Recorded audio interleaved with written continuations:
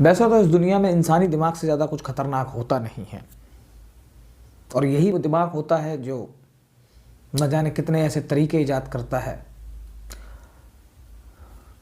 आज की कहानी एक ऐसे प्रेमी और प्रेमिका की कहानी है।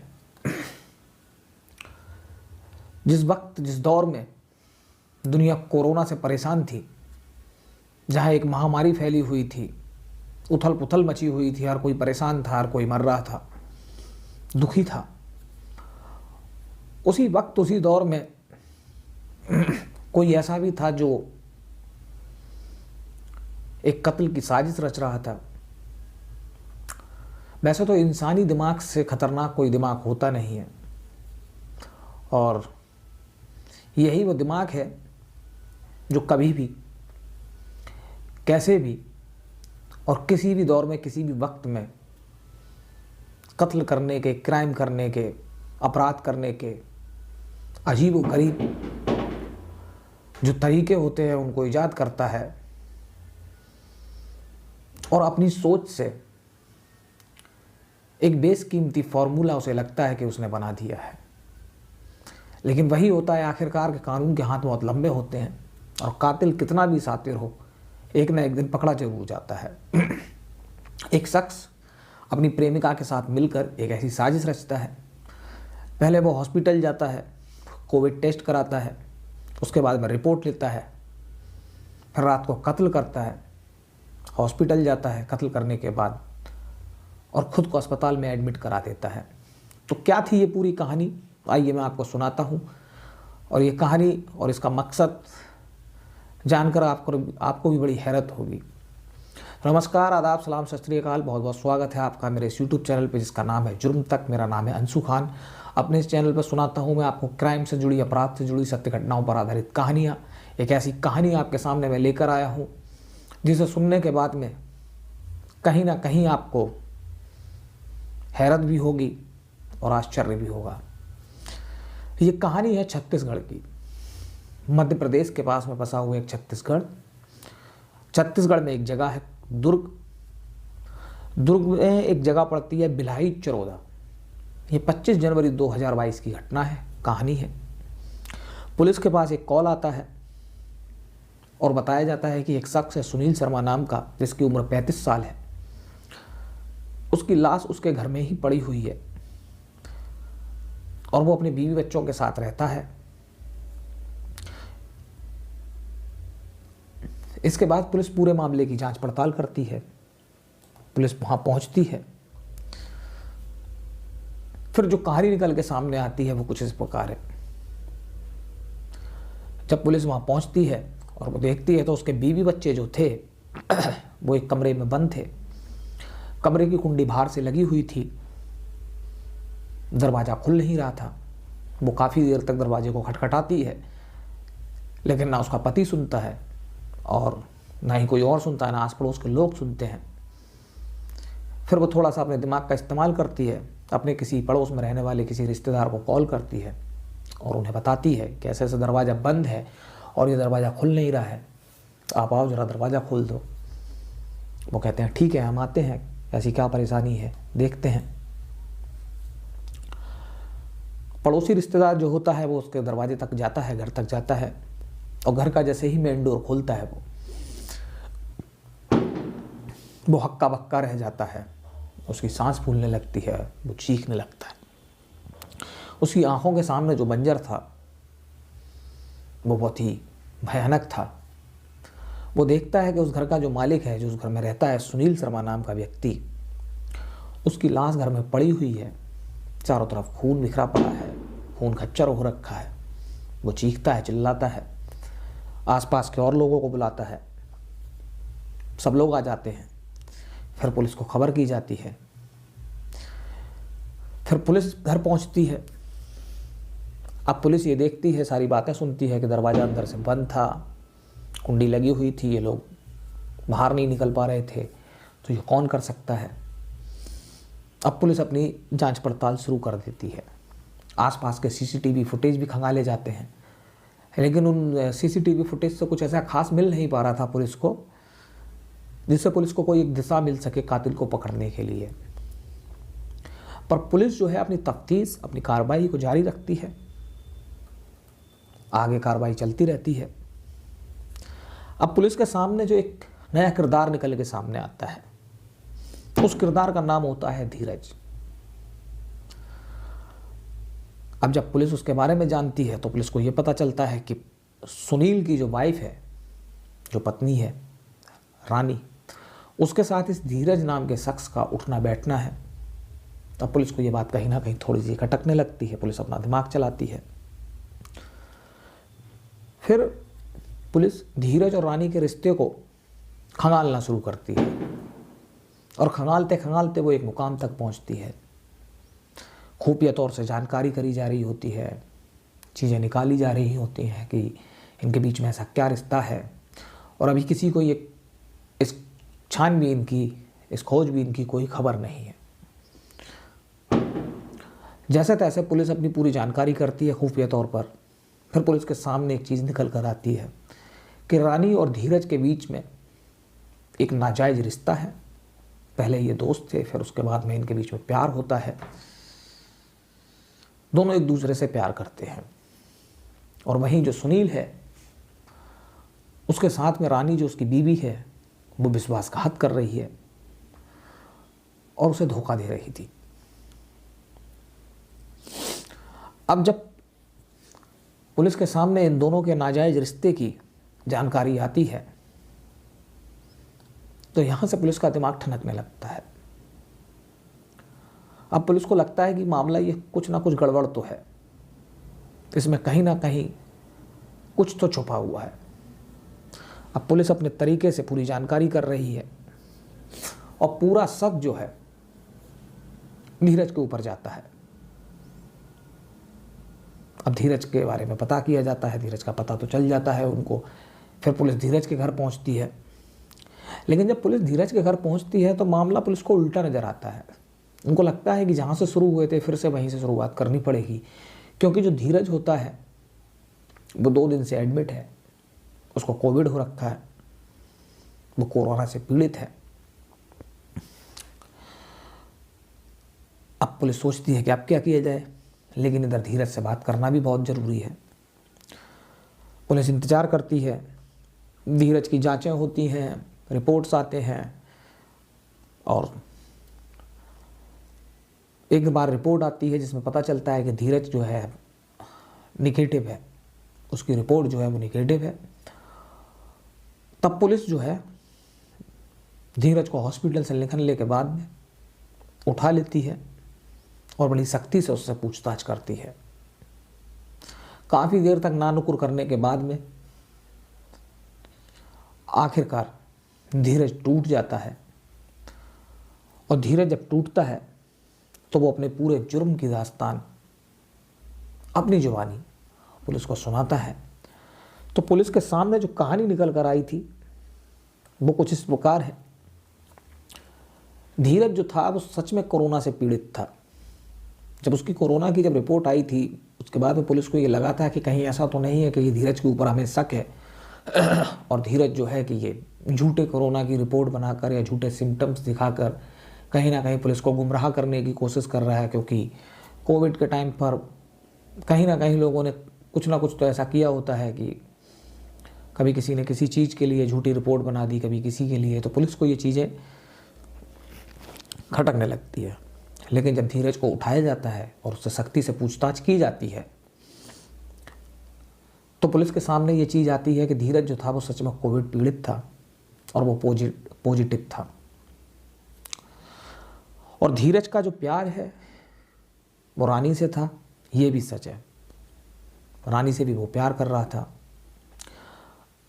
इधर जो धीरज होता है अजीबोगरीब उलझन में रहता है। रानी से प्यार हो रहा है उसका। इधर एक संदीप नाम का शख्स जो होता है उसकी एंट्री होती है इस कहानी में, क्योंकि जब पुलिस ने धीरज को उठाया तो वो पूरी कहानी जो सामने निकल कर आई उसमें पता चलता है कि रानी से जो उसका प्यार था वो परवान चढ़ रहा था। और उसी दौर में, उसी दौरान एक संदीप नाम के शख्स से धीरज ने कुछ पैसे उधार लिए थे। उससे कहा था कि हम तुम्हें एक नौकरी दिलवाएंगे जिसमें बाबू को रिश्वत के तौर पे पैसे देने हैं, तो तुम वो पैसे दे दो। तो संदीप नाम का शख्स होता है, उसने इसको पैसे दिए होते हैं। वो पैसे धीरज ने रानी को दिए थे। अब इधर वक्त गुजरने लगता है, संदीप को नौकरी नहीं मिलती है। संदीप धीरज से कहता है कि मुझे पैसे वापस दो। संदीप उसे टालता रहता है, ना नौकरी मिली है ना कुछ हुआ है, और उसका पैसा रखे हुए था वो, तो बोलता है कि मेरा पैसा दे दो।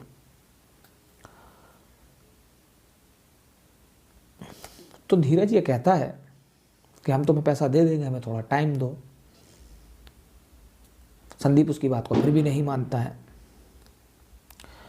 अब ये सब कुछ इधर चल रहा है।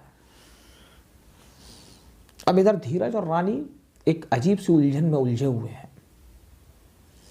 एक कशमकश चल रही है उनकी जिंदगी में, एक भंवर में फंसे हुए हैं। एक तरफ रानी और धीरज के रिश्ते के बारे में सुनील को सब कुछ पता चल चुका है, दूसरी तरफ जो है संदीप पैसे मांग रहा है, उसको पैसे भी देना है। एक अजीब सी कशमकश का उनका दौर चल रहा होता है, उलझन में रहते हैं, परेशान होते हैं।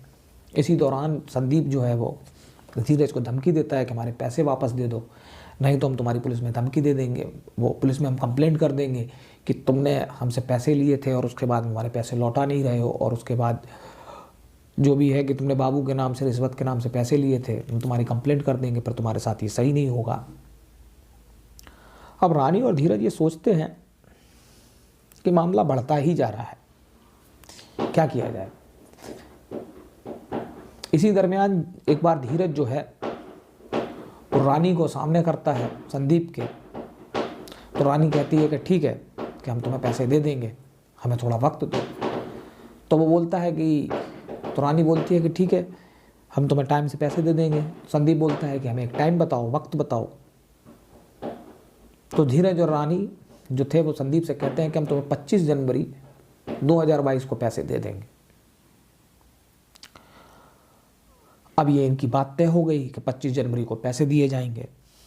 अब इधर पैसे देने की तारीख नज़दीक आ रही है, 25 जनवरी का दिन करीब आ रहा होता है, इधर पैसे देने हैं, उधर पैसों का इंतजाम हो नहीं पा रहा है। दोनों एक अजीब सी उलझन और एक अजीब सी कशमकश में उलझे हुए हैं। इधर सुनील का भी प्रेशर है कि उसको इन रिश्ते के बारे में सब कुछ पता है, इधर संदीप बार बार पैसे मांग रहा है, और अगर उसके टाइम से पैसे नहीं दिए गए अगर 25 तारीख को, तो बहुत बड़ा बखेड़ा खड़ा कर देगा। फिर ये सारी चीज़ें निकल कर सामने आएंगी आसपास के लोगों को, और सब में पता चलेगा तो बड़ा अजीब लगेगा। अब ये दोनों उलझे रहते हैं अपनी उलझन में। तो उधर रानी और धीरज जो मिलकर संदीप को एक डेट देते हैं 25 जनवरी। अब इधर 25 जनवरी की डेट दे दी गई है, पैसों का इंतजाम हो नहीं पा रहा है, वक्त तेज़ी से गुजरता जा रहा है। इधर 24 जनवरी आ जाती है। 24 जनवरी को धीरज को कुछ सिम्टम्स नज़र आते हैं अपने अंदर, कोल्ड होता है, फीवर होता है, कोरोना का टाइम चल रहा होता है, काफ़ी लोगों को हो रहा होता है उसमें। धीरज हॉस्पिटल जाता है, अपना कोविड टेस्ट कराता है।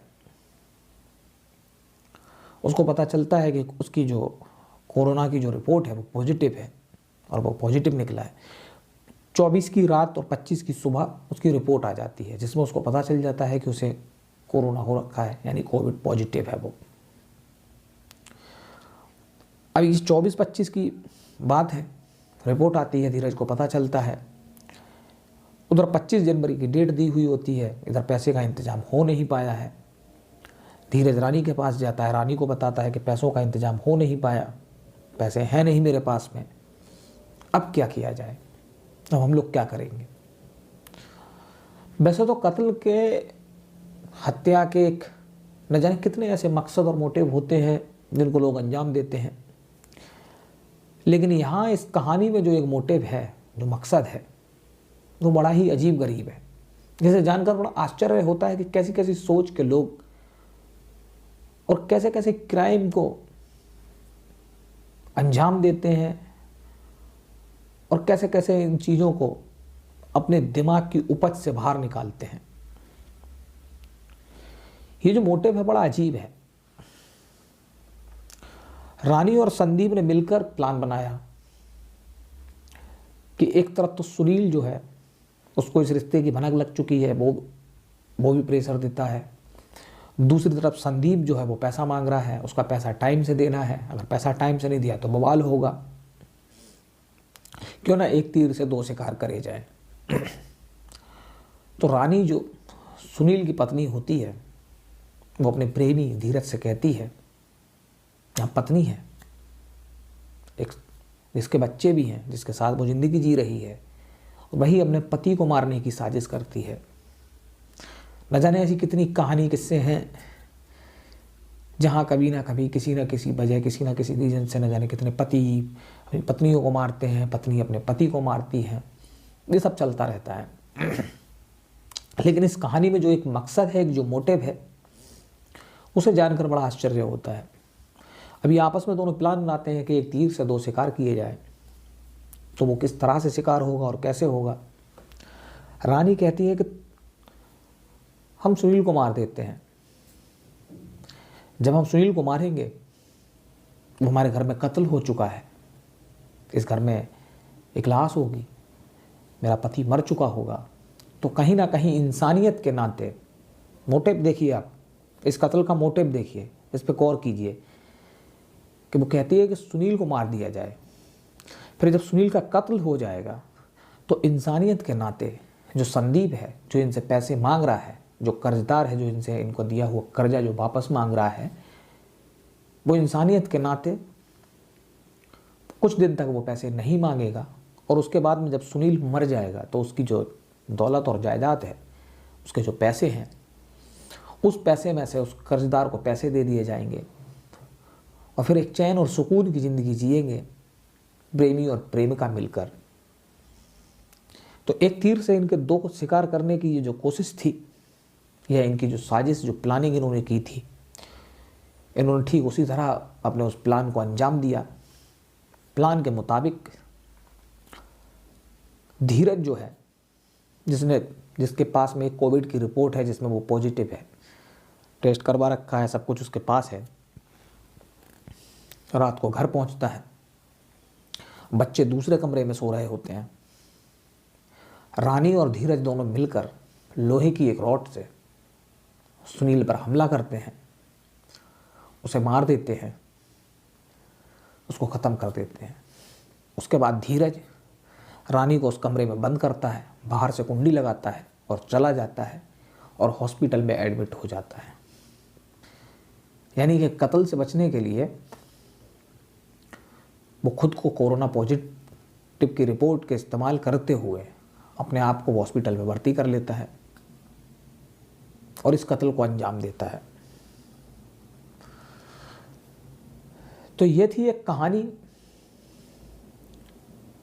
एक ऐसे कत्ल की, एक ऐसे मकसद की, जिसे सुनने के बाद में, जैसे जानने के बाद में हैरत होती है, आश्चर्य होता है कि हमारे समाज में, हमारे इस दुनिया में, हमारे देश में जो अपराधी होते हैं या जो क्रिमिनल होते हैं, वो अपने खुराफात को अंजाम तक पहुंचाने के लिए कैसे कैसे दिमाग लगाते हैं, कहाँ कहाँ से ये चीज़ें निकाल कर लेके आते हैं कि जहाँ जिस वक्त, जिस दौर में सारी दुनिया परेशान है, जहाँ लोग मर रहे हैं, वहाँ दो लोग ऐसे हैं